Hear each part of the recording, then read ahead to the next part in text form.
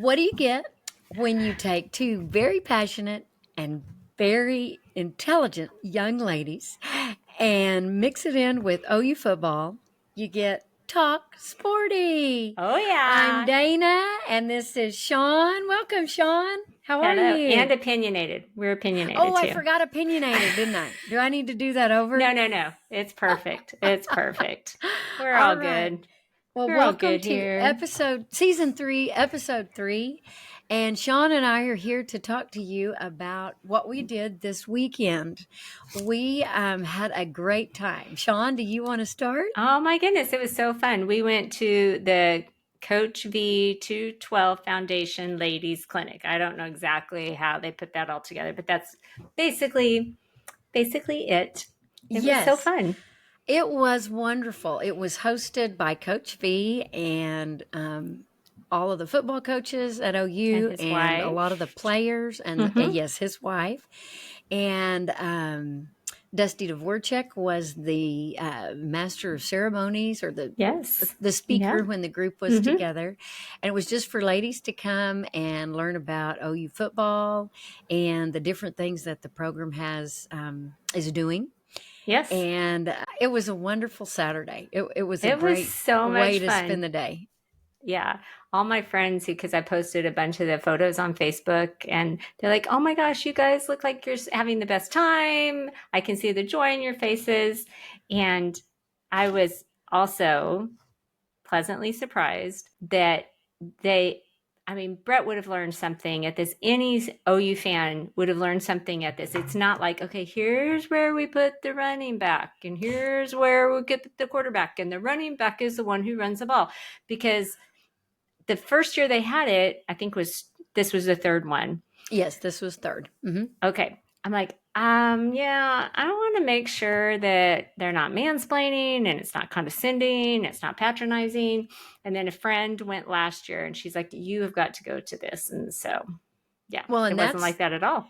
Yes, that's why I went. Shawn told me about it and I said, we've got to go. Put that on the calendar. Yes. And so it comes out as an email invite. I think it's usually been in the summer like this. And he said, Coach Venables said he would have it again next year. So yes, we want to be signed up for it. You make a small donation to the 212 Foundation, which is then used by he and his wife for just kind of to help abused and healthcare for people who have been abused or who need health, help with health payments, that kind of thing. Right. And people in Oklahoma. So yes, organizations in Oklahoma. Yes, correct. And I remember. Sorry, Coach V. I know I kind of butchered that mission. But anyway. He had a slide and I wrote down what it said. The 212 Foundation is to care just one extra degree by raising awareness and providing educational opportunities to those faced by challenges of abuse and health concerns across the state of Oklahoma. So that says it better. Yes. That's probably exactly how it's been typed out in his mission statement. Yes. The 212 struck me as very interesting. You know, water boils at 212, at 211, it's not boiling. Boil. Right. And so his main focus was, we've got to raise this one extra degree to get it to be something different, which is boiling. The difference in water of 1 degree. Yeah. So when you think about it like that, right, it's just 1 degree. I mean, can we all not just give 1 more degree? I mean, true. Right? True. So it just takes a small amount to become something to make a totally huge difference. Yeah, to make a huge difference. Yes. Yes. So Shawn and I pull up. Well, it was raining. It was kind of pouring. Yeah. As we get there and park the car, and luckily Shawn had an umbrella.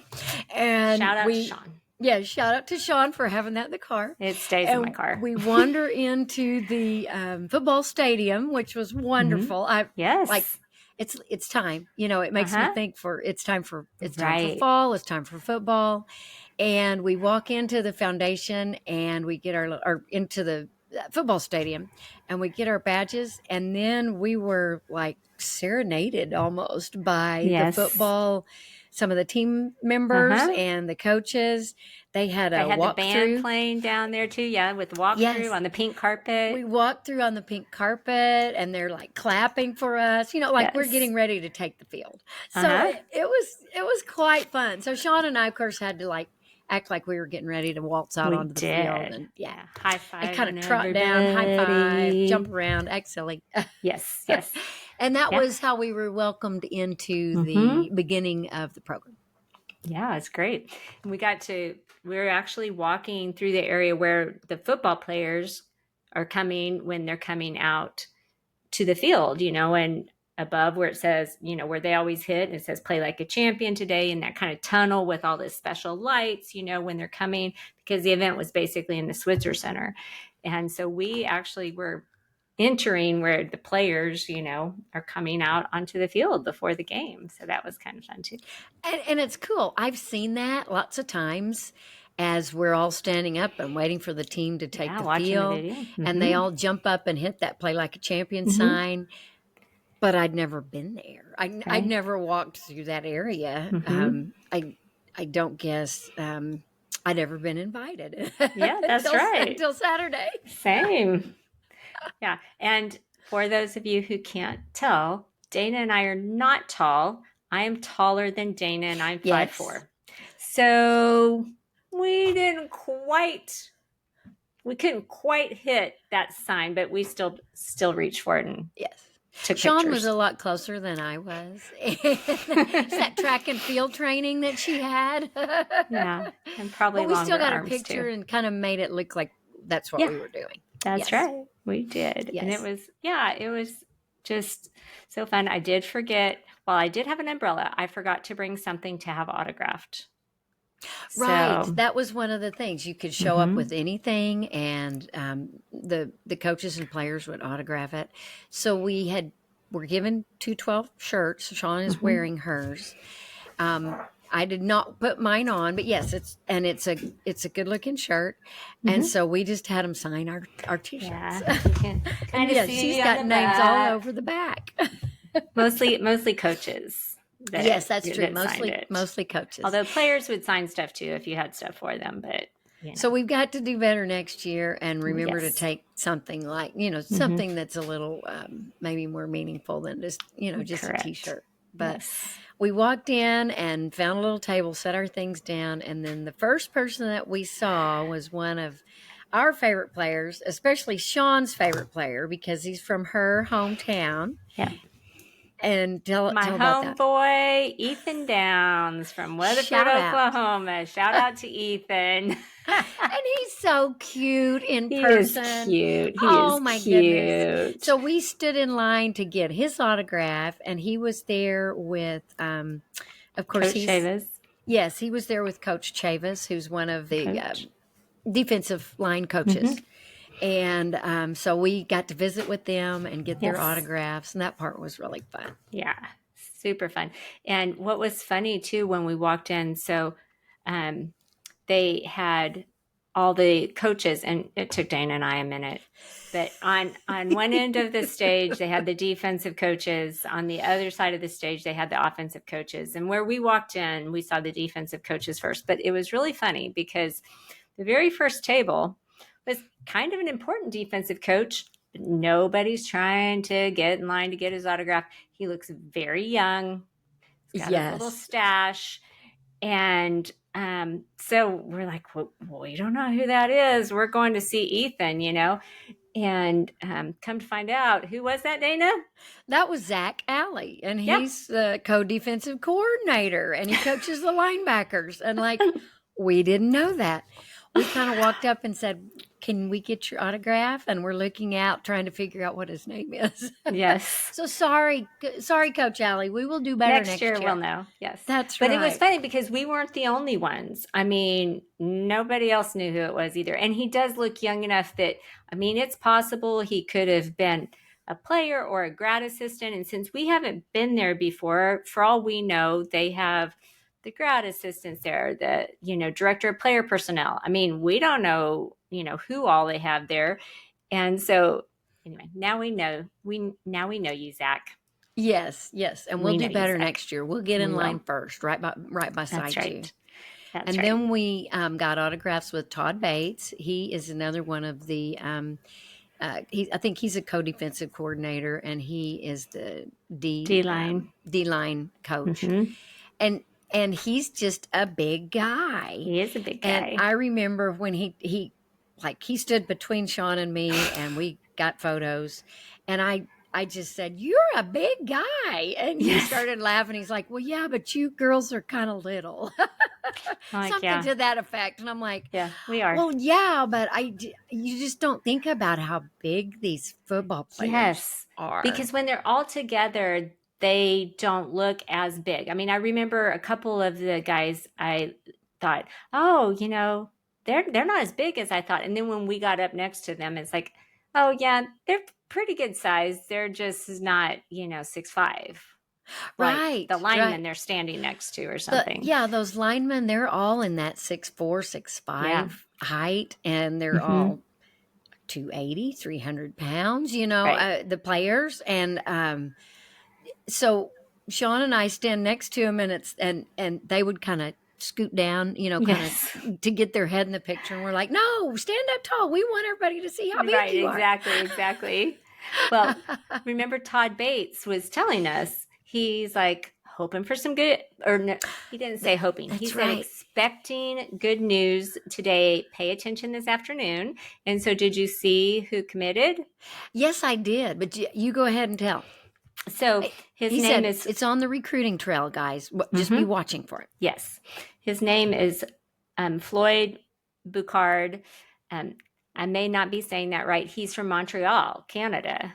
Yes. And so Bouchard, who knows? It doesn't have an H in it, but that may be how they say it. But he's a big lineman, 6'4", 315, committed to us over USC, over Bama, one of the Florida schools, I think. Miami, I think. Yes. So, yeah. Which is awesome. And so, he's telling, Shawn's asking him, how's the recruiting trail? How are you doing? And that's when he said, there's good news coming, guys. Just be, just pay attention. Yeah. So he knew that he was going to get that recruit. Right. He just couldn't say it out loud. Correct. And it was fun because he's still, like I said, they weren't mansplaining. They didn't talk down to us. So, I mean, he's happy to just say, hey, we got some news coming down. You watch out this afternoon, and so it was cool. And so I also think that we have one of the best looking set of coaches. We've got some good looking coaches. Yes, we do. We do. Yeah. I mean, Jay Valai, he's cute. Zach's pretty cute. I think Miguel is just precious. He's got just such a fun attitude. Just and he's joyous. And he's young. And he's got braces. I'm like, wow, he's a coach and he's got braces. Okay. Yeah. And he's still a young guy. Yeah, and he just looks like he's having a good time out there and having fun with his guys. I mean, he was the only coach who actually had players at his table, so he was also happy to share the spotlight and get the players hanging out with him, on that first, That's true. The rest of them were just coaches on their, on their own without other players. Yeah. That's true. Now, no offense, Beat Bob, but you're not the best looking guy, but you do a great job. So we'll take it. Yeah, we'll take it. You're turning out O-linemen that are playing. How many do we have in the NFL that are on the active rosters right now? A lot. 8 or something like that, O-linemen that Bill coached. So yeah. And when they list the top linemen in the NFL, I mean, Creed, Lane Johnson, they're always up there. We have them playing in the Super Bowl every year. So yeah, that's wonderful. So he's doing his job, which is great. Yes. And we met Jay Valai, like you said, and then we also met Seth Luttrell, who's the co-offensive coordinator and the quarterback's coach. And I think everybody listening remembers him playing as H-back when he played at OU. And then we met the wide receivers coach that came from Lubbock. Emmett Jones. Yes, Emmett Jones. Emmett Jones, yes. And he's a handsome guy too. Mm-hmm. Yeah. He is a handsome guy. Yeah. So we had fun.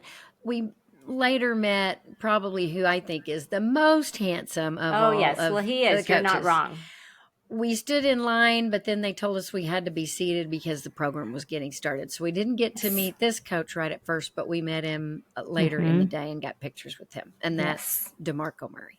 Oh, yes. I love DeMarco. I love him. I loved him when he played at OU. I loved him when he played for the Cowboys. I love it that he came back to OU and he's coaching, and he's a heck of a recruiter, gets great running backs. And and he's just, DeMarco's the best. And also, I was telling Brett, he is a lot thinner and leaner than I expected.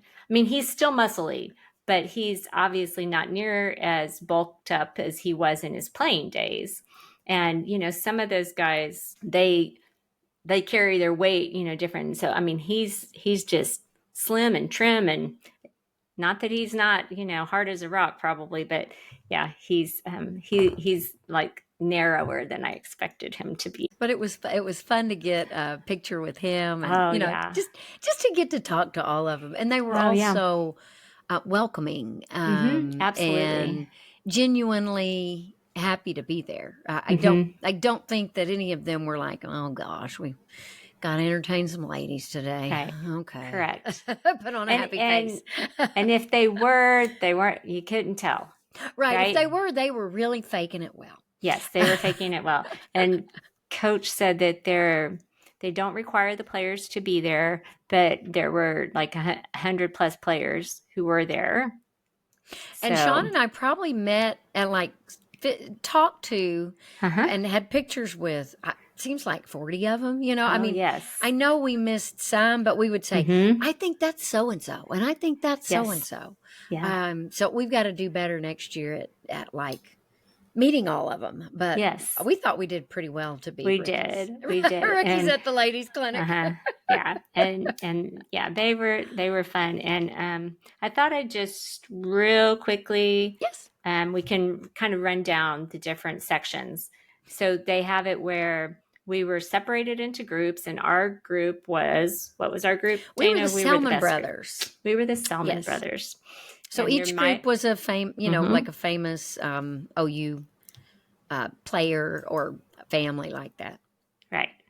And so we were the Selmans, and Dana and I do remember who the Selmans were. Some people, there are a few people in our group who maybe didn't know. Although I would say Brett asked me like what I thought the average age of the women were there. And I mean, it was a good mix, but it probably skewed, more 40+, don't you think? I would agree. There were some younger, more like teenage, college age girls, but I just saw a few of them as opposed to most everybody was, I would say, closer to that 40 age range. Right. And because we're Sooners, we know our football. But anyway, so we split up into these groups, and then we have breakout sessions. And so like the first session was nutrition. And should we talk about what we did at each session, or you want me to? Yeah. Okay. So that'd be fun. Tell about what we did at the nutrition, Dana. Well, there was usually some sort of presentation. So there was one of the registered dietitians that works with the team players. I think she told us that there were actually 3 registered dietitians that worked with the team. She talked about how we've got to be teaching them how to make healthy meals, eat healthy, be able to bulk up when they need to, and to stay hydrated.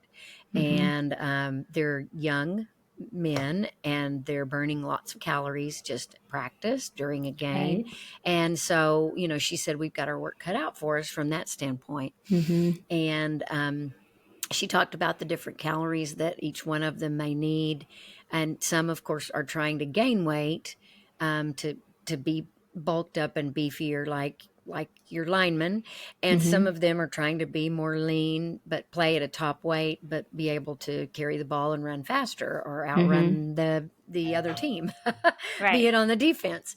And so she talked a little about that. And then they split us up into 4 different groups. Well, they had volunteers, but they had a couple of players on the team work with about 4 ladies so there were 4 teams like that, and they had to build a smoothie, and then we it's all kind of got like a to Top Chef sample. kind of thing. And then when they did a taste test, Yeah, and the one we didn't think that the best smoothie won. No, we did not think but so. somebody yelled the loudest, and so they said they won. But yeah, the one that we liked the best, they called it the berry, and it was berry flavored, but it was like BARRY, very creative. And that one was pretty good. I liked that one. Andrel Anthony and Dasan McCullough helped create that. And Peyton Bowen, he was on one, and it had like some peanut butter and chocolate, and they were having Peyton taste it before they had everybody else taste it. And he had the funniest look on his face. And we were kind of standing across from Peyton, and we're like, what's up, dude? And he goes, he goes, I don't like chocolate. He goes, so I'm kind of nervous to taste this because I don't like chocolate. Who doesn't like chocolate? I mean, come on. Peyton Bowen. But Peyton Bowen doesn't. So Peyton Bowen doesn't like chocolate. Like, it's good. It's real chocolatey. yeah.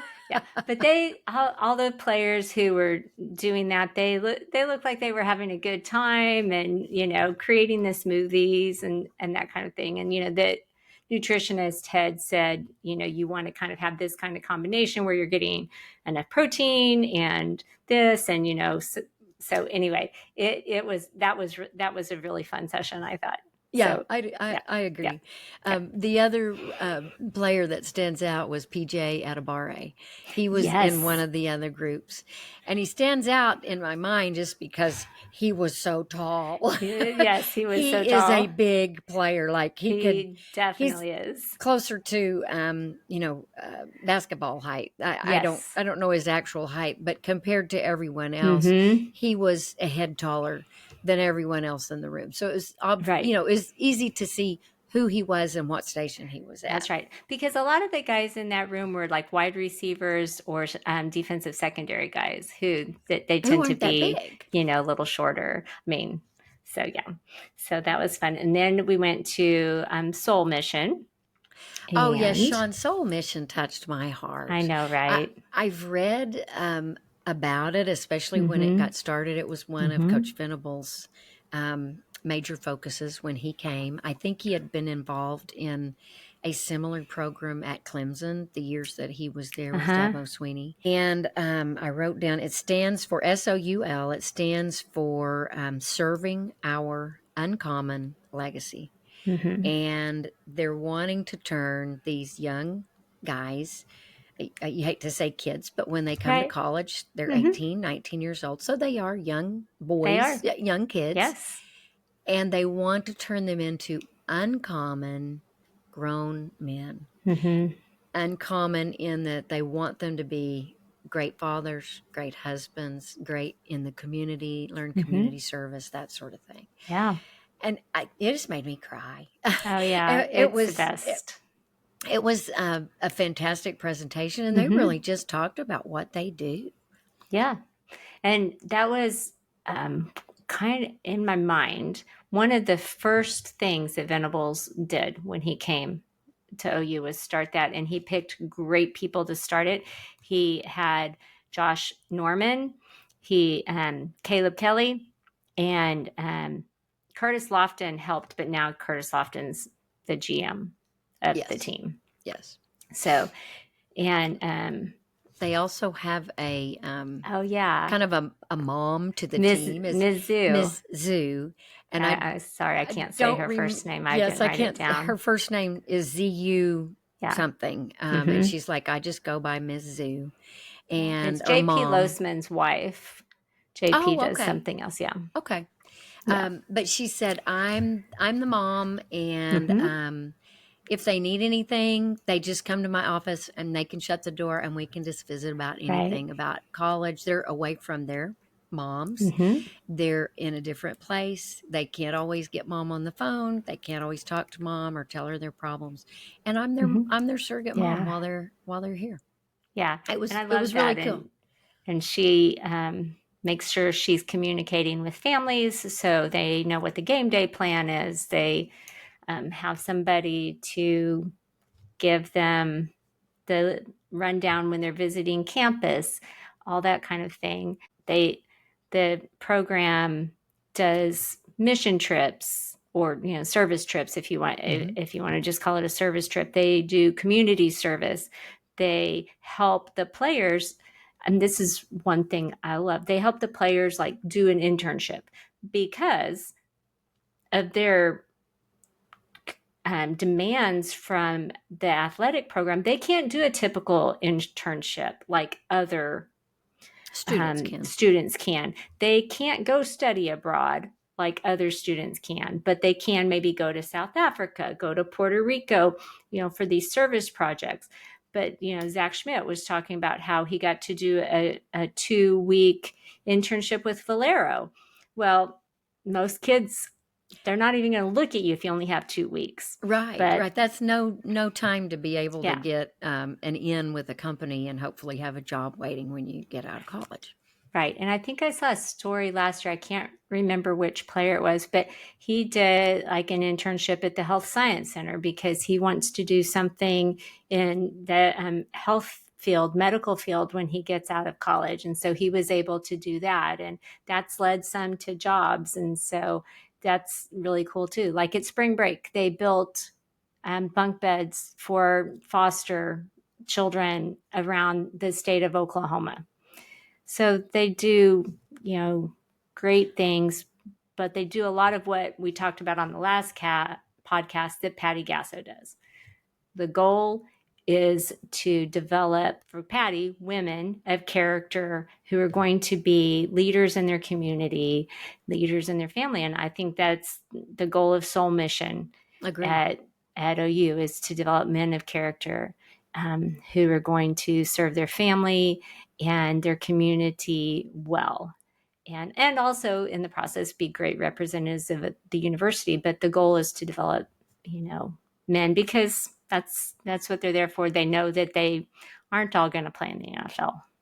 Right. And if they do, it's not going to be into their 40s and 50s. Mm-hmm, correct. Even a long career in the NFL, it may be 10 years, 8 to 10 years. So they've got to have those life skills to fall back on when their sport days are over.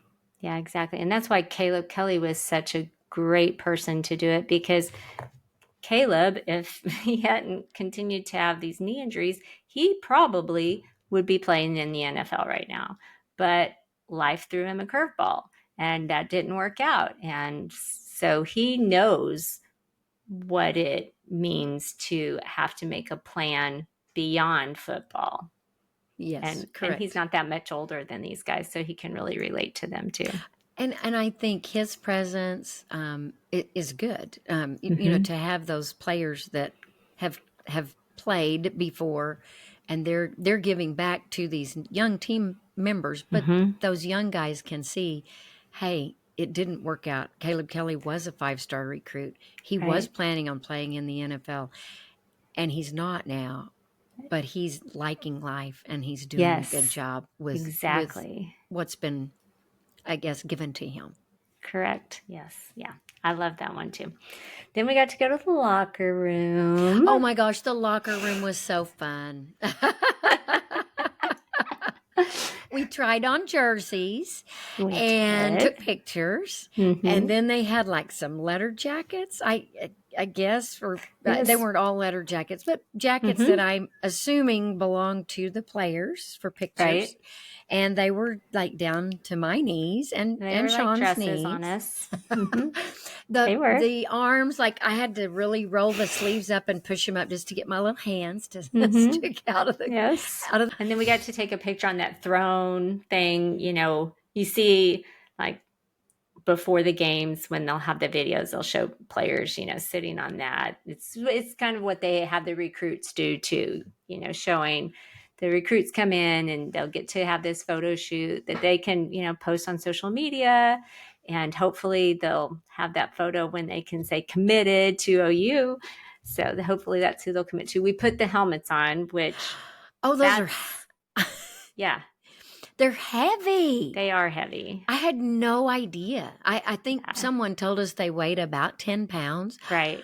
It's so heavy and so constricting on on my head when I put it on. I don't know how they play and see right. through it. You know, they Yes. had visors, and that has to be hard.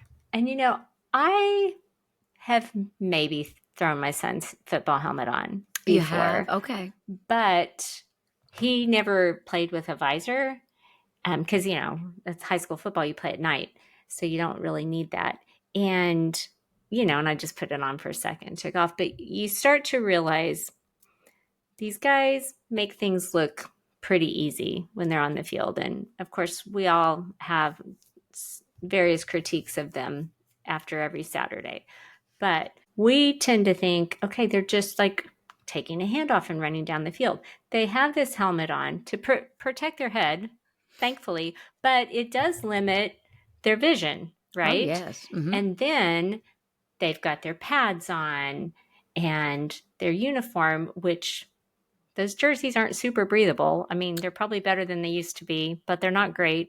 And so all of that, and when they're playing those first games, when they're playing OU Texas out there on the field at the Cotton Bowl, we're hot in the stands. Right. We complain about the heat, and we're in shorts and tank tops, and we're sweaty and sticky. Yes. And yet they've got all this extra garb on, and then that helmet on top of their head. I know. And there's no air circulating in that. None at all. None. Yeah. I feel so bad for them, and that, you know, they do it and they do it well, and it's not near as easy as we pretend like it is. This is true. And we tend to say, oh gosh, why could they not see that guy right over there? Well, maybe because he was behind where the visor allowed them to see, you know, the same with hearing. Yeah. Why could they not hear the play that was being called? Well, that helmet is big and heavy, and maybe they, you know, maybe they just didn't have their head turned the right way. So, those are things that we need to think of and maybe give them a break. That's right. Give them a little bit of a break. When they're not perfect. Realize that it's not near as easy as they make it look a lot easier than it has to be, right? Right. Yeah. Right. Now, I did put on those sticky wide receiver gloves, and they're sticky on the outside. Yeah. And I'm like, hey, I could catch a pass one-handed like this. Come on. She did too. And I did. The player threw her a ball. It was, you know, maybe just a foot or two away. Might have been a little bit of a softball, but yeah. But I caught it one-handed. She did. She caught it one-handed.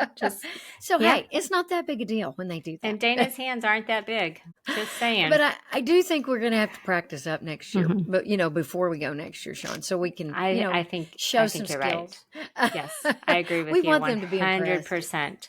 100%. Yep. Then we went from the locker room, and we walked around and saw some of the players' lockers and stuff. And they said there's 122 lockers, I think, in there. Isn't that what they said? Mm-hmm. Okay. But then they said there were 127 players, I think. So I wasn't, I asked Shawn, some of those walk-ons just how come some of them don't have lockers, or what? Yeah. Or they just stand in the corner? Or maybe. Who knows? You get ready at home. Get ready at the dorms and walk across in your stuff. You go across the hall, okay? You go across the hall. Anyway, then we went to the weights and the sports science part, and I thought the sports science is pretty interesting. Oh, I did too, Shawn. And I don't remember the name of the guy who helped with it. I tried to find it online. Did you the come player? Up with... Oh, Devon Are you talking Jordan. About... Okay. The doctor. They kept calling him doctor. I wasn't sure if what his degree was in. Yeah, and it might not be online because he said he's only been there 3 months. Okay, so he may not have. He may not even be listed as one of the pretty new helpers or coaches. Yeah, but yes, he said he dealt in the science of this like sports medicine kind of thing, right? And he showed us some graphs, and then he had a player, and I think it was it Davon Jordan? I think was his name. Yeah, second fastest guy on the team. Yes, and he runs 22 something miles an hour. Correct. And that's the second fastest. Second fastest. Yes. And he had him do some jumps. And he was actually wearing a little vest, and it like measured, I think it was measuring height. And it was looking at his hamstrings and how they jumped together, wanting to measure Mm-hmm. that the left and the right were pretty similar. And he was explaining he gets those measurements when the recruits when they are new, Right. so he can Yeah. follow them week by week, but also year by year as they Mm-hmm. progress, to just make sure that their muscles are staying conditioned and both left and right legs are similar, that sort of thing, to Right. try and, I guess, know if an injury or if some Mm-hmm. inflammation has occurred and they need to Right. take it easy. Mm-hmm.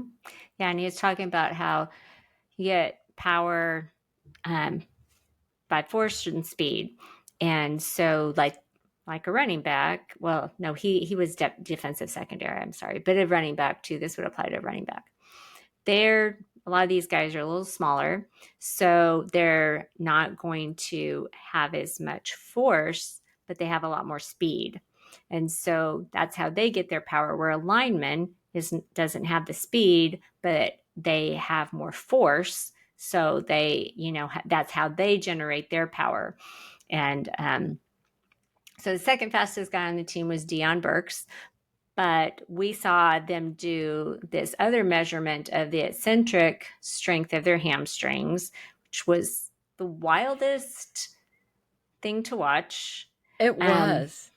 And hamstring strength is important because stronger hamstrings decrease the chance of tearing an ACL. They help protect your ACL, which too many players, could go out with ACLs. He said, they can't make the risk zero, but it does lessen the risk. And then the other thing I thought was interesting is they said they need the players to, leading up to game time, when they're probably going to be going at 100% of their speed, they need them to be going sometime the week leading up at 90%, because if you're practicing at 90% or so, you're less likely to tear a hamstring or pull a hamstring.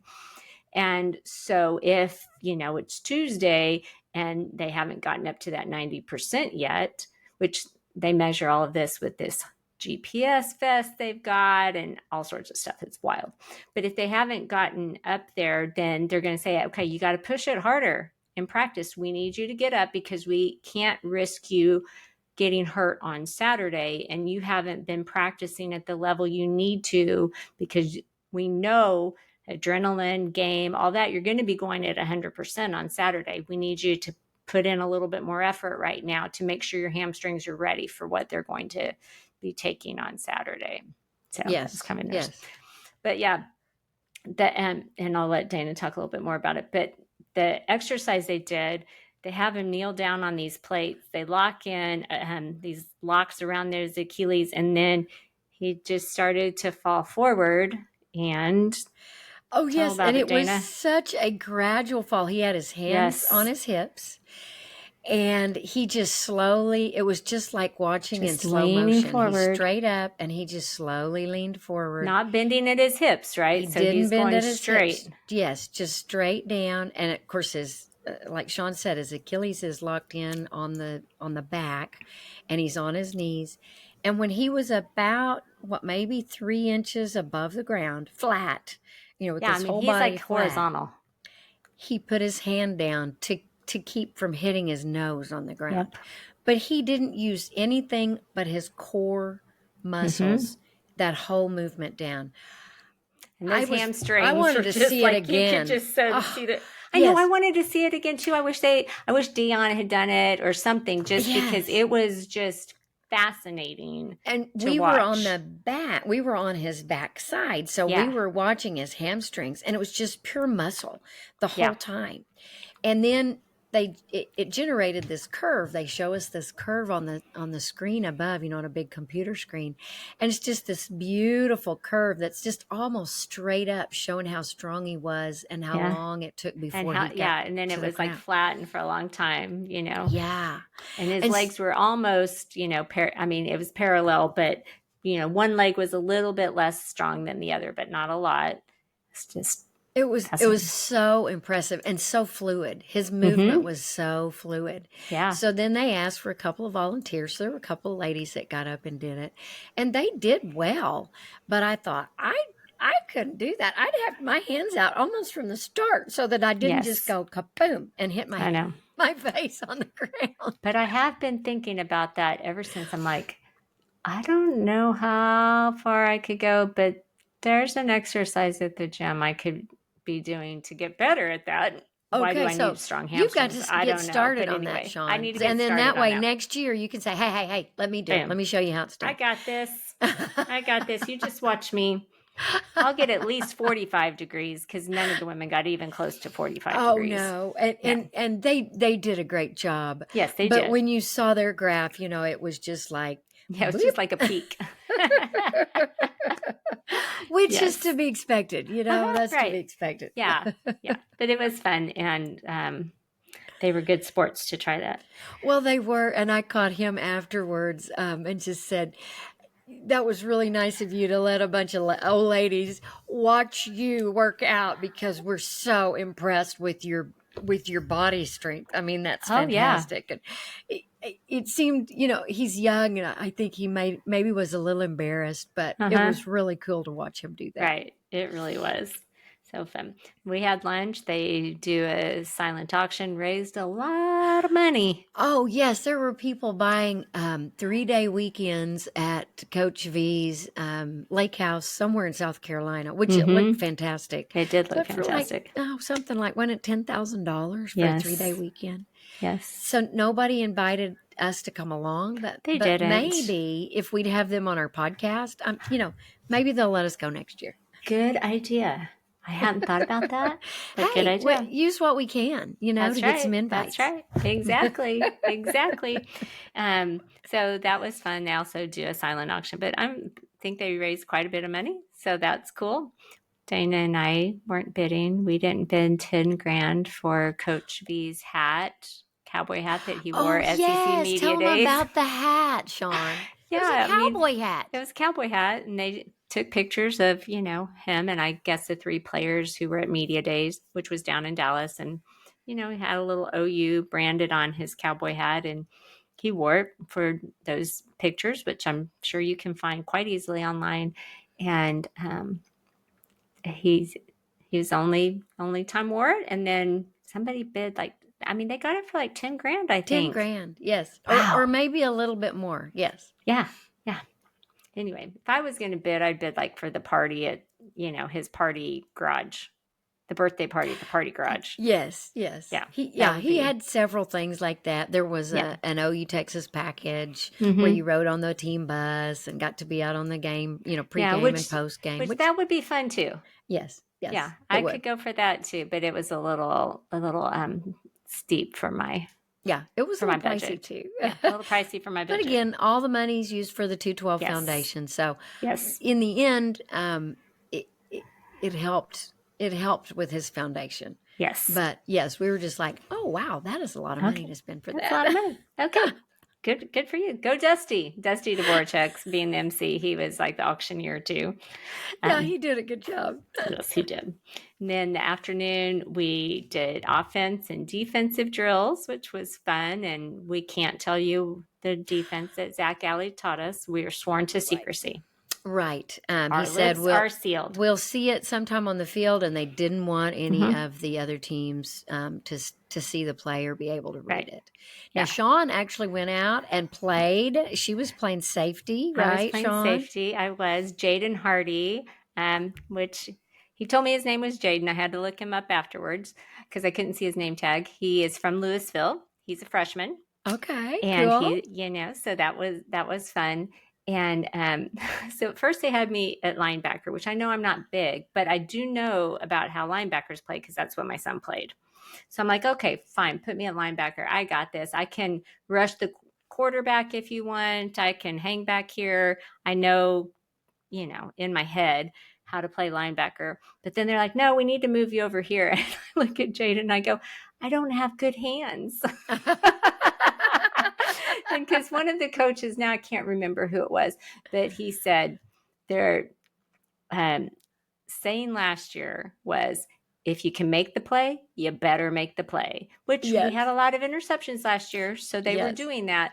But I look at Jay and I go, I don't have good hands. I'm not sure I can make the play if I have the opportunity. And he goes, you don't have good hands? I go, no, I really don't. You're like, help me out here. But then the players, they left. Yeah. And it was a play of ladies on defense and OU football players on offense. Yeah. And that's all we can say because we were sworn to secrecy. And we can't let UT have any idea what Zach Alley's thinking. That's right. That's right. But it was a good play, and the quarterback went down. He went down. He had about 5 ladies jump on him. And then we did offense, and that was fun because, Seth was just kind of talking about how the quarterback's having to read the defensive players and how, they're looking out to see, if the safety's going to drop back. And Biedenbaugh was explaining about playing the gaps,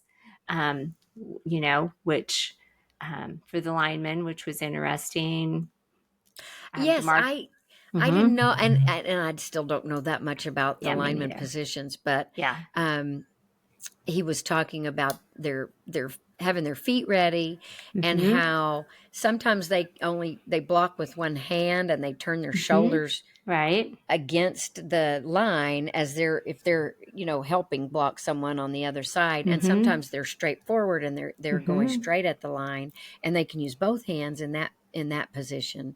And someone asked a question about holding, and so they illustrated that if you get your hands outside the shoulders, and out there, then it should be a holding penalty. But many times it's not called. There's a little more leeway with that. It seems like with the refs than what I sometimes see. I'm like, that's holding. Call it. Yes. Yeah. And like I said, if they see the jersey pull, they're going to call the hold. They're going to make the holding call then. And he said sometimes the lineman will hold, and if you break the play down, it's not technically the lineman's fault. They're holding because somebody missed an assignment. And so they're just doing the very best they can to try and keep that defensive player, whether it's a lineman or D end, or somebody from the secondary blitzing, to try and keep them from getting to the quarterback. And they'll hold just because otherwise their quarterback's going to get hurt, get hurt, slammed down or whatever. Yeah. He said, so sometimes it's a certain lineman who maybe gets the holding call, but sometimes they're doing it because somebody else missed their assignment, didn't play the gap properly, missed the person. So anyway, that was all very interesting. And then we went to a spirit part where, somebody from the band, the cheer or spirit squads, which they were at camp, so it was alums, and then the Roughnecks, Little Sis Roughnecks, talked to us about their game day experience. And then where did we finish, Dana? We finished in Coach Venables' office. That was where we wanted to be all day. Yeah. And I know, right? He's got a fantastic office. He does have a nice office. They had players up there. They had jelly beans too. He had several different kinds of candies. He did. So at least when the players get up there, they're like, well, maybe I'm not in too much trouble. Yeah, if I can get a handful of gummy bears or jelly beans, whatever. And so then we had pictures with Coach Venables. Which, Dana, they told me, I messaged them on Instagram, and they said it's probably still going to be a couple days before those pics come through.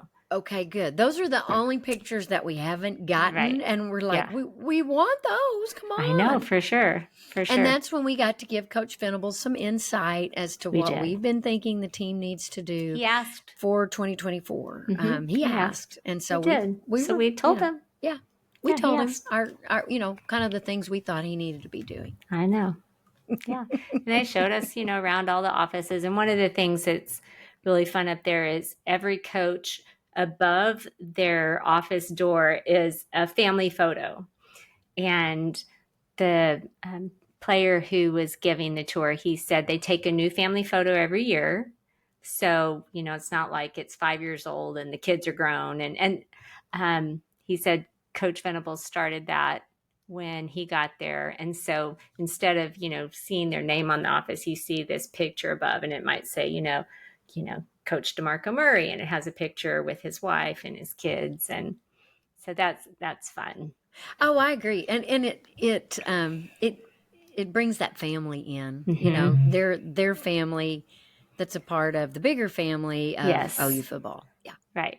And there were some wives there. I mean, I don't know exactly which wife belonged to which coach, and some of their kids. I mean, you could see them running around. And so at one point in time, and I think it was either when we were talking to Jay Valai or Coach Bates, because I just remember it was over on the outside of the stage, and this one little girl runs up and hands, something to them. And I go, is that yours? And your daughter? And yes, that's my daughter. So yeah, I thought that was really cool. Wouldn't that be cool to be a kid growing up in that atmosphere? Right? I mean, they may not quite understand it like we do, but yeah. It's just going to work with Dad today. Right.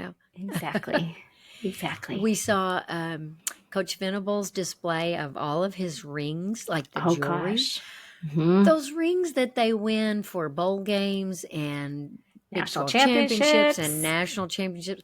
They're huge. Yes. I guess they don't ever wear them. They're really just for display. Right. But he had a whole, like a whole big jewelry box full. Yes. Just there on display. Yeah. Because he's had one national championship with OU and 2 with Clemson. And 2 right? Clemson. Wasn't that what it was? And then he also had rings from when he was at K-State and, the bowl game wins and stuff. So, yeah, those are pretty impressive. Yeah. Although he goes, those are cool, but he's really into pictures, I guess, and photos with people and with family. And those are things he says he really treasures is photos and, Yes. Like we were saying before, he's trying to, help develop men of character. And I think he's doing a great job as that goes.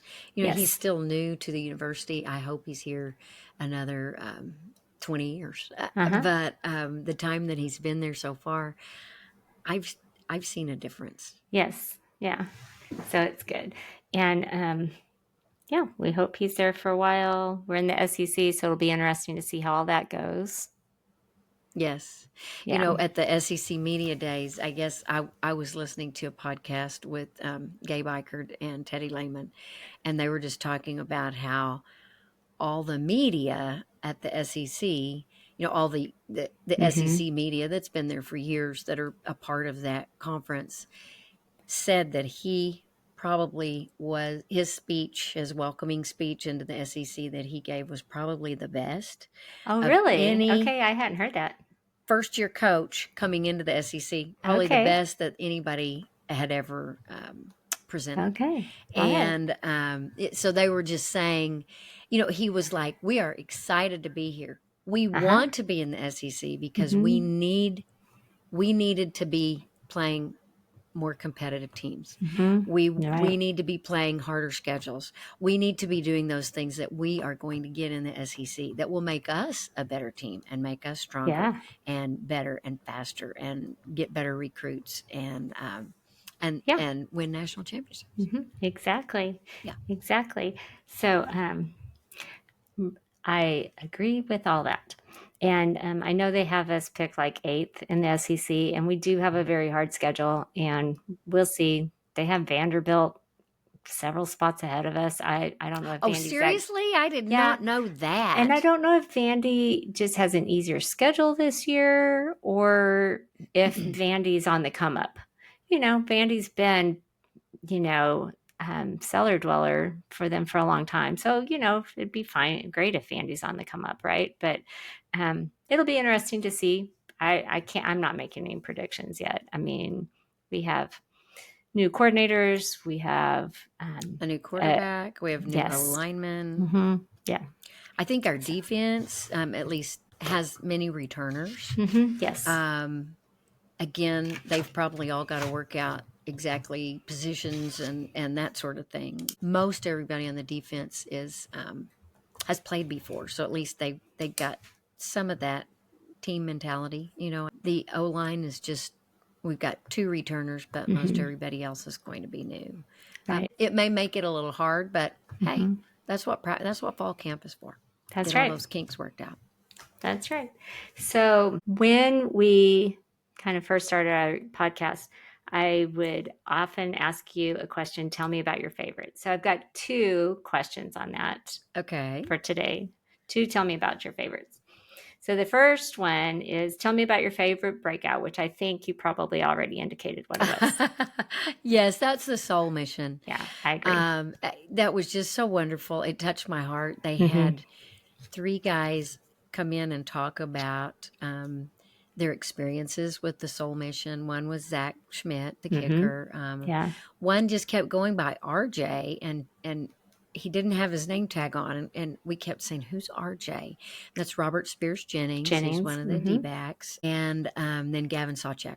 Yes. I didn't say that right. Gavin Sawchuk, one of the running backs. Which I saw, he's number 1 on the depth chart right now. He's the projected starter. Excellent. Yeah. So I don't know, just hearing their personal experiences. And, I think as a mom, they had a little presentation of parents talking about what made them feel comfortable sending their kids to play football at OU, and a lot of it was related to that Soul Mission. So yes, that was my favorite. What was your favorite? No, breakout? that was for hands down my favorite too. Yeah, absolutely. Because you and I have, indicated in the past, it's more than just the game, right? And so I have so much respect for coaches who play with integrity and who, desire to have something good for these players beyond college and beyond the football field. Kind of like Ted Lasso coach. So yeah. Yes. Yeah, absolutely. And Gavin Sawchuk, he was so cute. I mean, oh yes, isn't he? Yeah, yeah, he took the selfie. Well, Shawn and I and another friend, Kathy Dolman, were in the photo, and so I'm like, your arms are longer than ours, so you have to push the button on our phone. Yes. And he's trying to cut himself out of the photo. So he's only in and I'm like, we want a picture with you, dude. Get your pretty smile in the That's photo. Right. That's right. So we have several photos of him as we made him inch it over to get his whole face. Like, come on, Gavin. We want you in the picture. We don't want to look at ourselves. No, we see ourselves all the time. And then tell me about your favorite player that we met that day. Oh gosh, my favorite player. Oh, we met so many, Shawn. Maybe Bauer Sharp.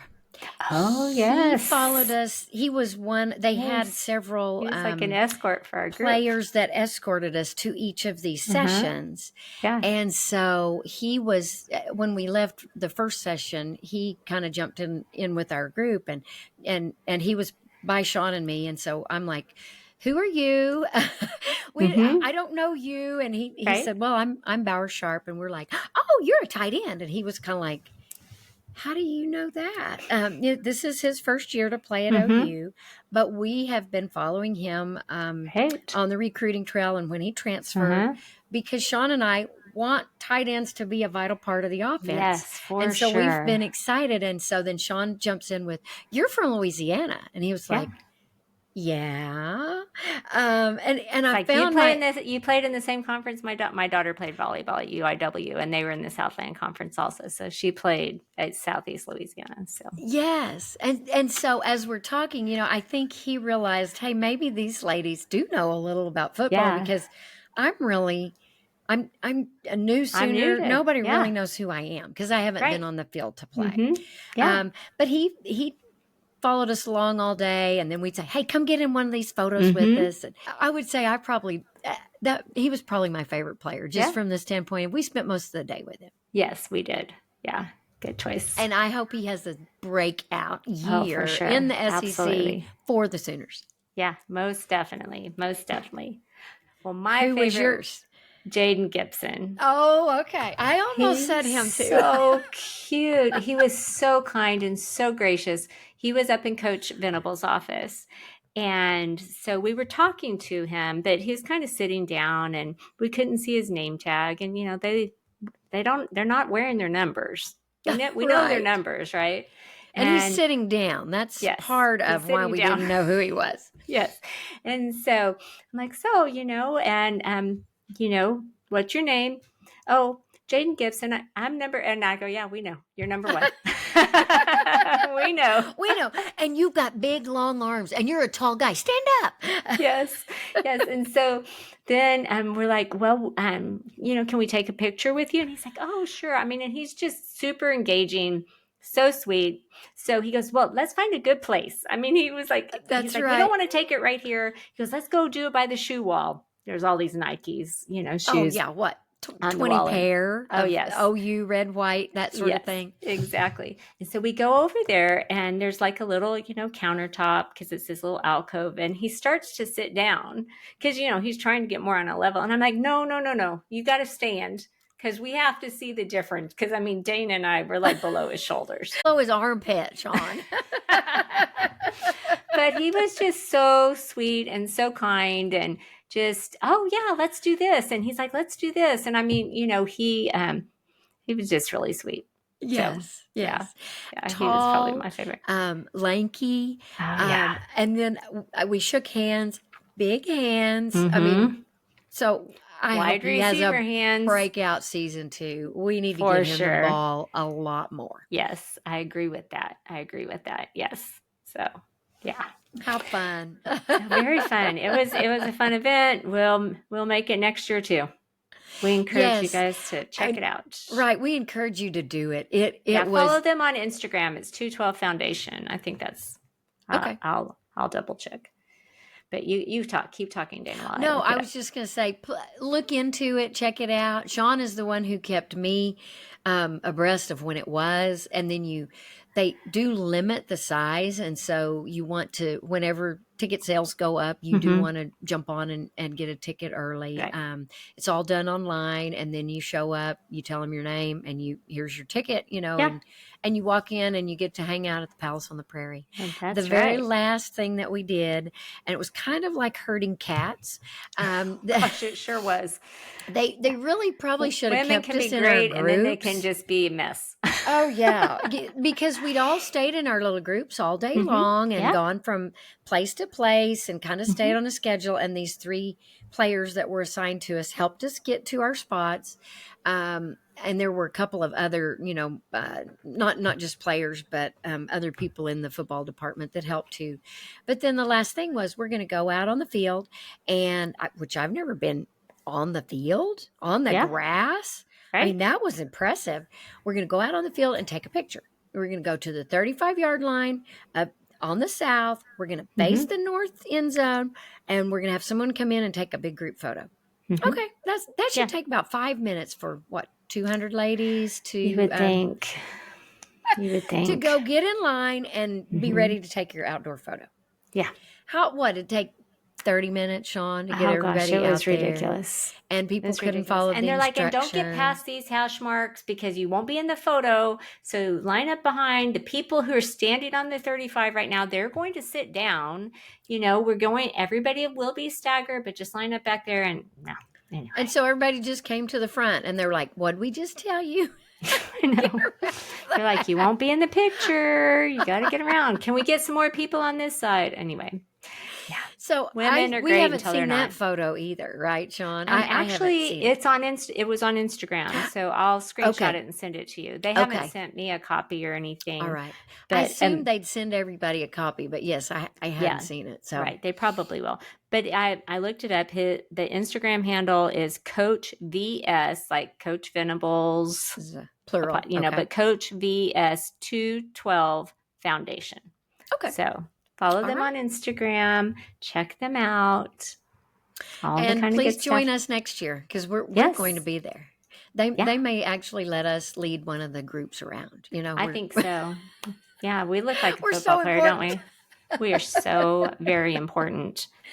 I do real want quick. Oh, Go yes. ahead. Well, I No, was you going to go. say, I did want to shout out, we had Bauer Sharp, was one of the players that followed us around, the tight end that's going to be a junior, 2 years of eligibility left. Yes. We had Josh Bates. He's a redshirt freshman, O-lineman, and he was from the Colorado area. Yes, Shawn from actually Durango. kind of He's knew from Durango. from Durango. He was another player assigned to us. And then Kyle Carlson, he's also a redshirt freshman, and he's a linebacker. And he's from the Highland Park, Dallas area. Oh, okay. I didn't realize that. I don't think he told us that. To him about that. Oh, yeah. Okay. Yes. Okay. But those were the 3 guys that we got acquainted with and got in a lot of our photos. So I wanted to look them up and shout out to them and tell them thank you for being good hosts for the ladies' clinic. Yes. Yes. And thank you, Jaden Hardy, for helping me be a safety. Real quick before we sign off, I know we've been on for a while, but did you see where Najari transferred to? No. Tech. Texas Tech. She got a 7-figure deal, Dana. She got a 7-figure deal, and she signed. She's transferring to Tech. Oh, I did not know that. It just came down. It just came down a couple days ago, and Stanford was saying we're trying to put all stops out to keep her. Yeah, for sure. And they had someone come in and say they were going to donate a lot of money to the NIL money for her to stay. Yeah, and that's the last I heard. Well, wow. To go from Stanford to Lubbock, Texas is going to be interesting. Yeah. I can say that. I have family in the Lubbock area. I've been there many times. Yeah. It's just a very different area from California. Yes. Well, and in our last podcast, you and I both said, why would she leave Stanford? I mean, she wasn't even in the portal yet when we said that. We were just talking and we're like, well, she's not going to leave Stanford. Why would you leave a Stanford education? And then just a couple days later, she went in the portal. She entered the portal. You're right. Yeah. You're right. Yeah. And with her being from Kansas, I mean, Tech would be closer. And she'll be playing. She'll be playing in Kansas, right? She'll be playing Kansas schools, yes. Right. So she'll play Oklahoma Kansas, State, Iowa not State. far away. Yeah, that's true. So that'll get her family able to see her play more than probably they could with her at Stanford. Yeah, well, but and then Stanford's going to be playing on the East Coast half the time, because they're going to the ACC. Oh, that's right. That's right. Yeah, that's just that's a little puzzling to me. It is puzzling. Interesting. Yeah. I mean, I know that her pro career, and she can play pro softball.